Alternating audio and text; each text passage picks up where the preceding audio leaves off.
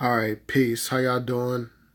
Let's go into another Do You Think Like Me, where I dive into my thoughts on how this queen, Dr. Frances Welsing, debates the white supremacists and how to combat their, their sneaky ways, how they talk, their body language, and just pretty much how do they lie into success.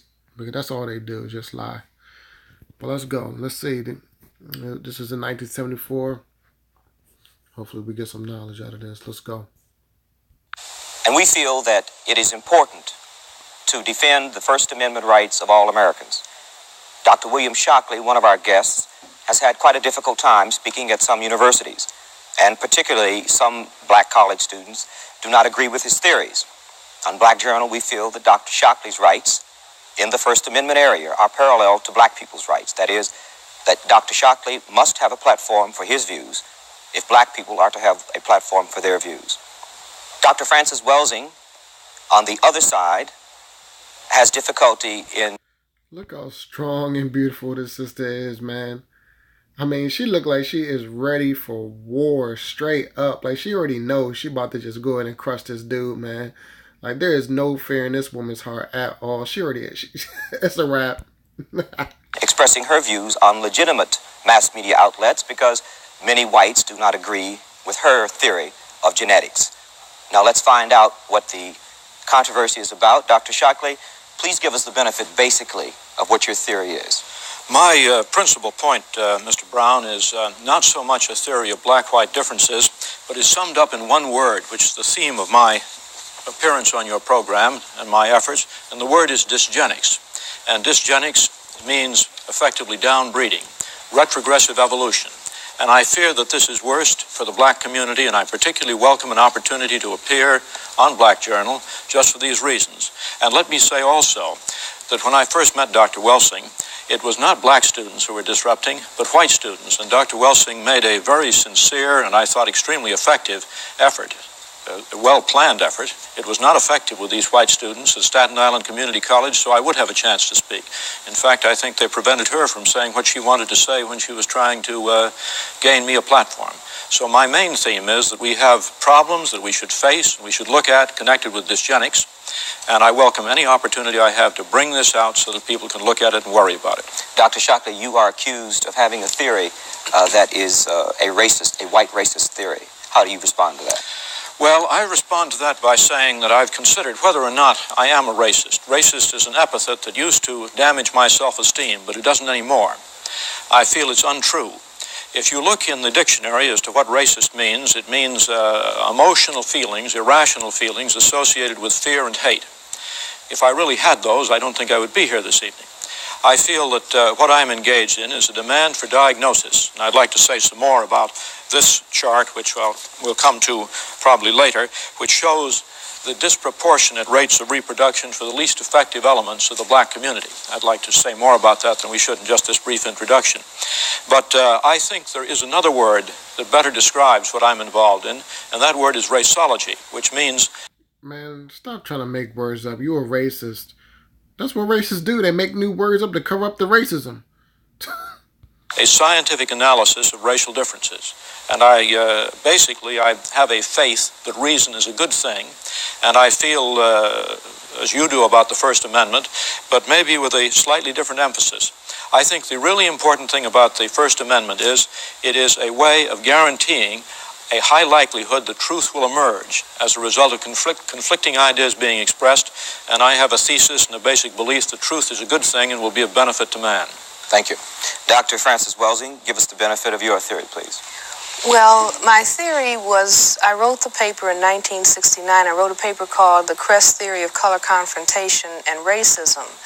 And the sole reason behind writing that paper was an attempt to understand the behavior of white people in relationship to all people of color, every place in the world, black, brown, red, and yellow people.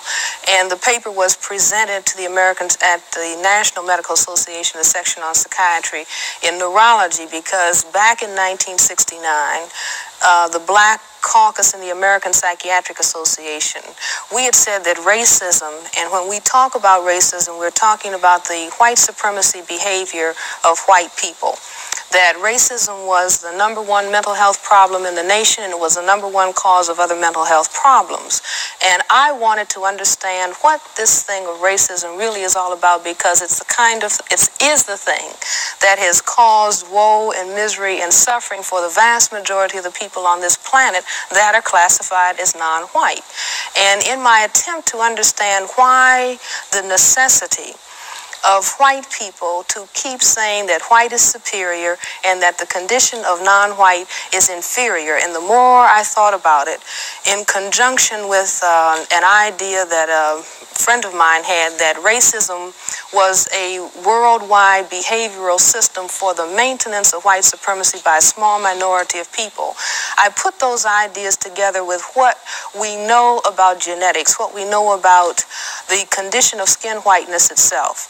The condition of skin whiteness is the genetic inability to produce skin pigment called melanin. This is a genetic recessive trait. It is a genetic deficiency state, not as defined by Frances Welsing, but defined by geneticists and dermatologists, that the inability to produce the skin pigment of melanin or melanin pigment is described as albinism. And I think that white people, even though most white people are not consciously broke it down. Understand state not as defined by Frances Welsing, but defined by geneticists and dermatologists, that the inability to produce the skin pigment of melanin or melanin pigment is described as albinism. And I think that white people, even though most white people are not consciously understanding their problem in genetics, they are certainly aware that they are genetically dominated by people of color. That's why it was a statement, one drop of black blood makes you black, because people of color have the genetic capacity to annihilate white people. And so unless white people control the reproductivity of people of color, then we can postulate that perhaps one day there won't be any white people. And I think that hold on, look at the dude, man. He looks so mad. He's listening to her, and he's just thinking to himself, God damn, I can't believe this. She's saying this shit right now. Look at him. He look mad as shit. And so unless white people control the reproductivity of people of color, then we can postulate that perhaps one day there won't be any white people. And I think that the very survival of white people necessitates that they project genetic inferiority on people of color, because it is they who really are aware that they are genetic recessive and perhaps genetically inferior to people of color. And I am not saying this to call the condition of skin whiteness to say, well, no, white people are inferior. I'm not saying it for that purpose, but I think that it is of prime importance for the majority of people in the world to understand why it is that white people the effective majority, large numbers of white people, have to move in a hostile and an aggressive way against people of color, and have to constantly focus on it's you who's genetically inferior, because they realize that there's something wrong with their genetic status. Now, may I take a call? Oh, sure, all right. please. Let me, so that, because we have a number of calls, and we'll see what the public wants to find out also. Just 1 second. Hello, go ahead, please. You're on Black Journal. Yes, thank you. I would like to ask the question, why does the doctor feel that his theory, Dr. Shockley, why did you feel that your theory is correct? Well, let me say that's a long question. Let me point out one aspect. It's a question that calls for a very long answer. I think I might just at this point say that in a time like let me point out one aspect. Why did you feel that your theory? Did this man just say that was a very long question and then say there was a very long answer? That's how good that she just demolished this dude. He got this man baffled. Is correct. Well, let me say that's a long question. Let me point out one aspect. Why did you feel that your theory is correct? Well, let me say that's a long question. Let me point out one aspect. It's a question that calls for a very long answer. I think I might just at this point say that in a time like 1 hour, we may expose a problem and encourage thinking about it, and this is a very valuable thing. But to cover either Dr. Welsing's views or mine, and let me say here are, just to show that these things exist, is a pamphlet that she was good enough to give me some time ago. This one's upside down. Well, that one's upside down. Yeah, thank you. Right. And this is one of my own. It's actually a collection of a debate. The Imperatives of Ethnic Education is yours. This is the issue of the journal. Mine was, the title of my paper is somewhat different from this, but I want to say that speaking for myself, if people would like to write to me at Stanford University, I have a post box there, post box S, which is the same as Shockley and Stanford. Understand that people like him work at Stanford University, Maryland University, Duke University, John Wooden Elementary School, Key Middle School,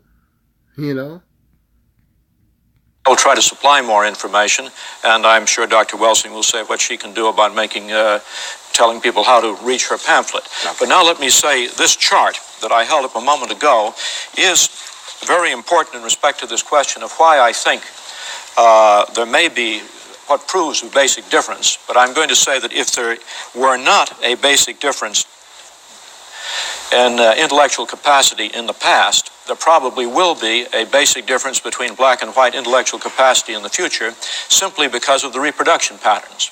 And these are Census Bureau data, and this is the most threatening aspect. And what it indicates is that for the black women of the lowest intellectual social class, which are rural farm women, generally the education is least, the average number of children is 5.4. For women with college degrees, it's 1.9. And so this is definitely unfavorable. It is reproducing far more at the bottom end and not enough to keep even at the top end. Dr. Shockley, for whites, let me just finish this. For whites, the numbers are also in this direction, but nowhere nearly as severe. Dr. Shockley, I think that in all fairness, you should explain to the audience why it is that you have, first of all, you have a very large segment of the black population who are on farms, who are deprived in cities. Why don't you explain at the time that you're showing this, who is keeping black people in a situation like they're in? I mean, it could be, you could turn it around the other way, where you could have very large numbers of black people who are exposed to educational opportunities like white people, who are exposed to housing, who are exposed to health facilities. Why don't you explain that at the same time that you put figures like that? Sure, you would explain it, no, but Dr. I think Welsing, it's important. but one must say first things first. In other words, the white man was like, because I don't give a fuck. I don't give a shit about what the hell y'all got to go through. This is what the numbers are. You think I give a damn? You think I'm going to show the people that when I'm trying to show you how weak you are? Oh, man.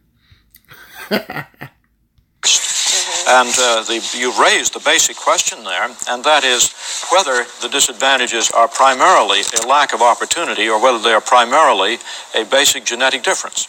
And let me mention one thing, which is that in certain areas there is no doubt about black superiority. Blacks are superior in visual acuity, and they're superior in a systematic way. Now, I don't expect that people will understand the details of this, but I simply want to show that quantitative work can be done. This happens to be a research job of my own, and what it shows, because these points that you see here lie on a line which is not the central line, but they lie systematically on a line. What it says is that so far as visual acuity is concerned, blacks are systematically better than whites.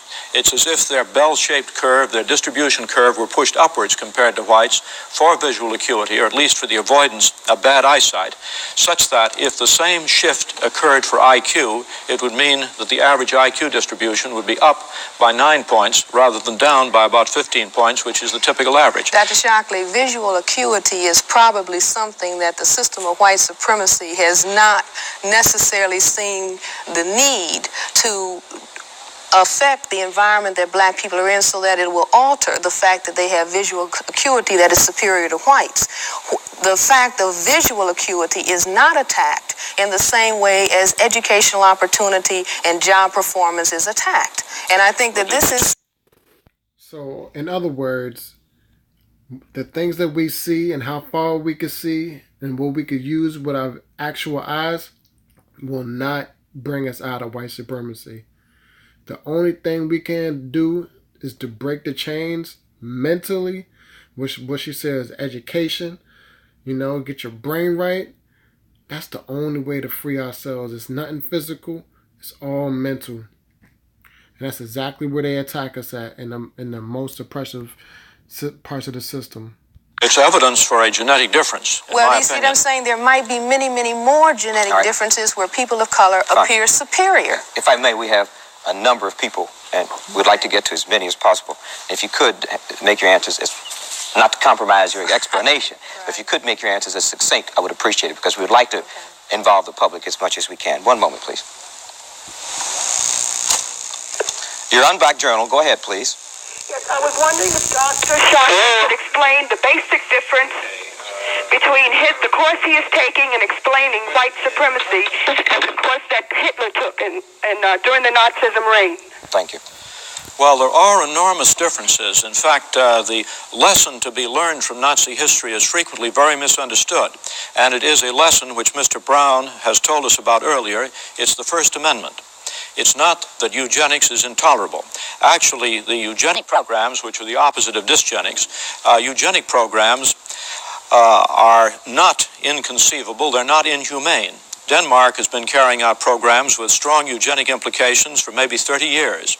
And it's important to note that since World War II, Denmark's per capita homicide rate dropped and is now approximately 1/20th. That is, the number of deaths of probability of being killed in a year by a violent homicide is roughly the order of 100 times less for young Danes than it is for young American blacks.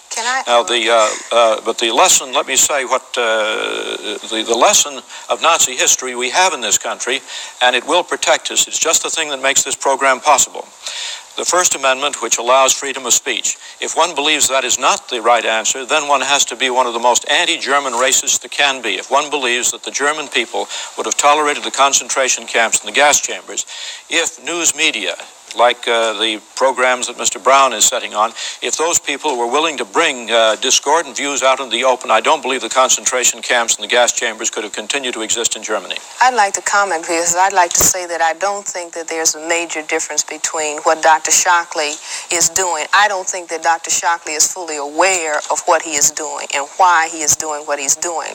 But the long-range implications of what he is doing are no different than the propaganda campaign that Hitler and his Nazi unit carried on in Germany that ended up eliminating 6 million Jewish people. Now, what is most interesting is that Hitler said the very same thing. He said, number one, that the Jews were genetically inferior to the Aryans. Number two, he was aware that the Semites had genetically dominant genetic material to the Aryans. And if we begin to understand the way that people who were in Europe at the time that the Semites arrived from Africa, when the Semites arrived in Europe from Africa, they were people who had substantial amounts of color and who had very kinky hair because they were from the continent of Africa.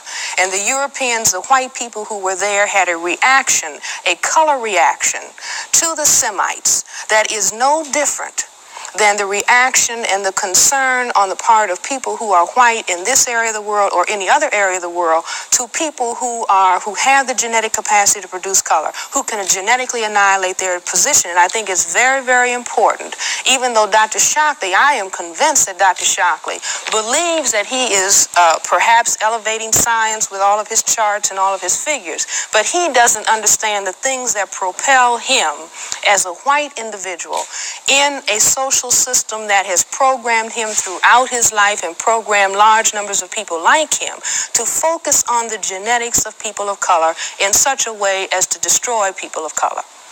I would like to ask a question, and Dr. Shockley, if you could answer it yes or no, I would appreciate it. Do you believe that black people are inferior in intelligence because of their heredity? I have a standard statement. It is not yes or no. It's memorized. I say at the same time every time I think. What I say is this. My research leads me, and it's a tragic conclusion, really. My research leads me... Really? It's really tragic to you? It's really a tragic conclusion, buddy? Inescapably to the opinion that the major cause of the American Negro's intellectual and social deficits is hereditary and racially genetic in origin, and thus not remediable to a major degree by practical improvements in environment. All right, if you believe that the position relatively of black Americans to white Americans is based on a genetic inferiority, and I will accept the responsibility for that word, then what do you see as the solution to the problem?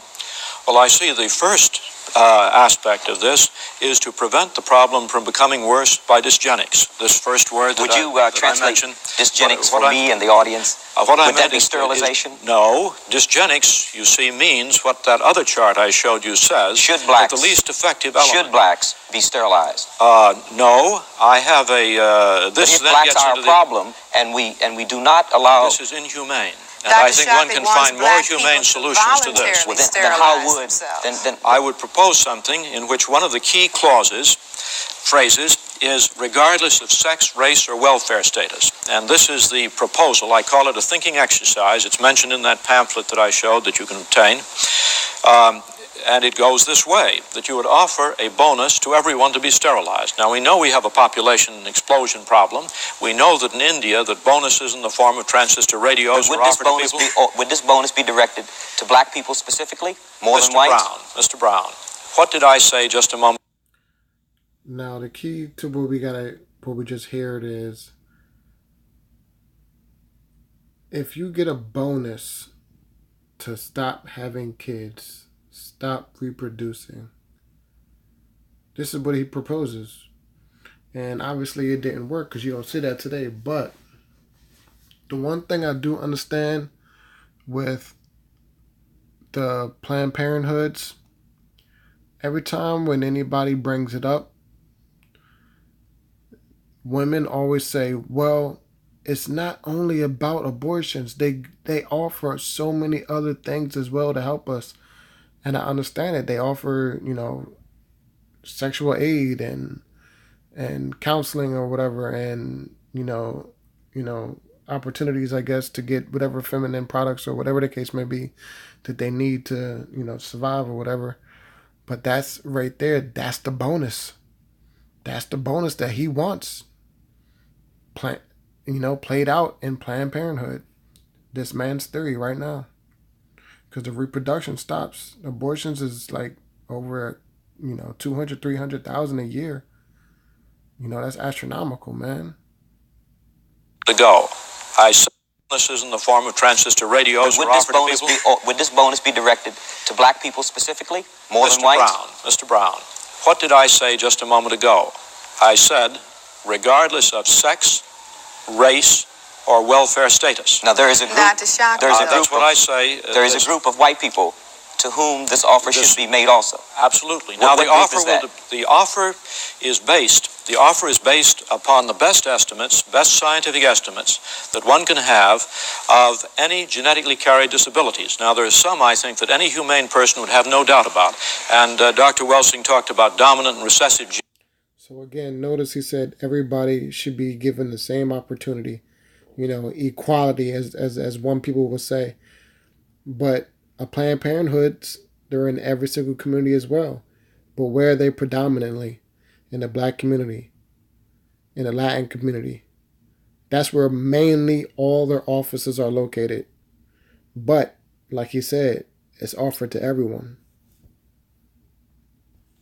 I want to point out that sometimes a dominant gene can be a very bad thing, and it is a very bad thing for a neurological disease called Huntington's chorea, which is something like multiple sclerosis. Which is more prominent in white people than black people. That is correct, and I think... She ain't taking none of your shit, homie.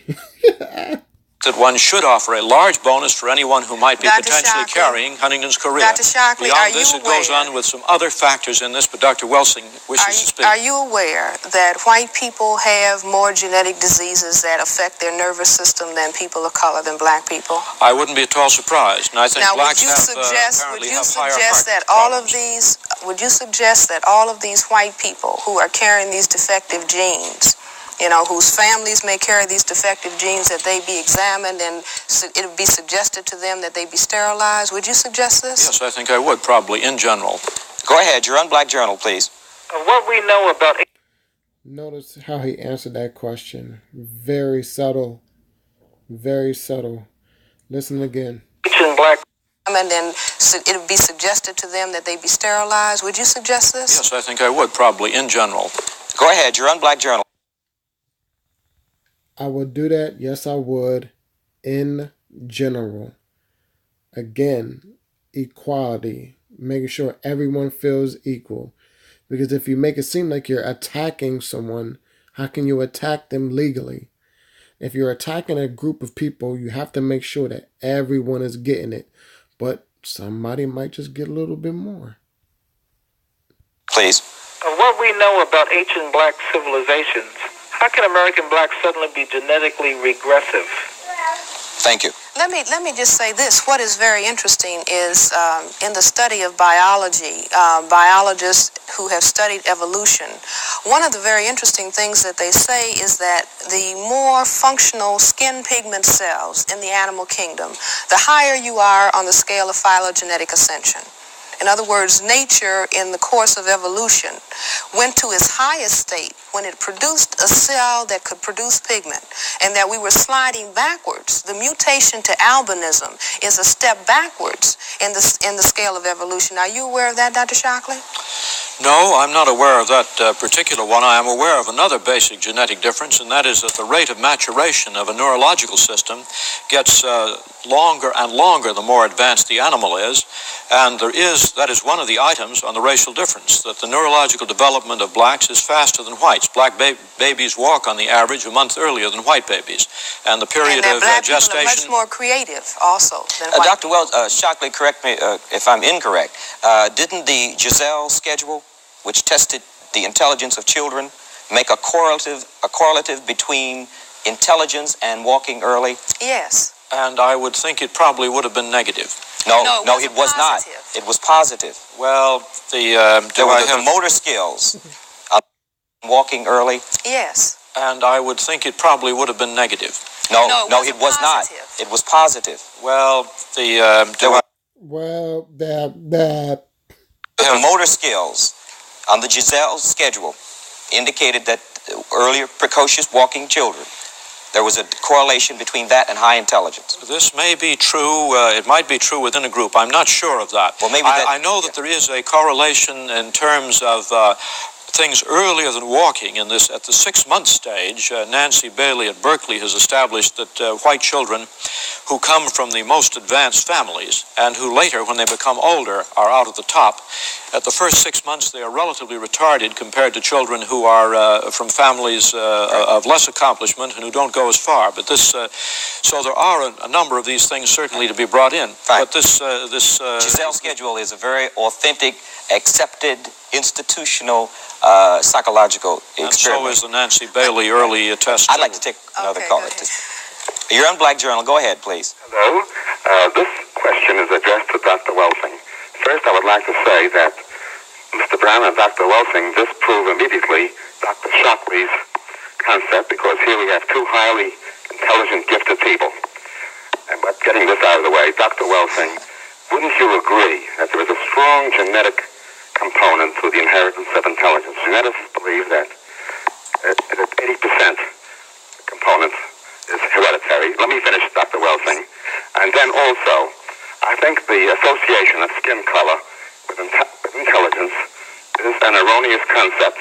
And I want your views on this. Isn't it true that the historic fate of black people, the tragic deprivation, the conditions under which they were raised, any people raised under these conditions would have an hereditary, evolutionary background, which could lead to poor capacity to generalize, to conceptualize, to be creative in the form field of ideas, and develop other excellent attributes.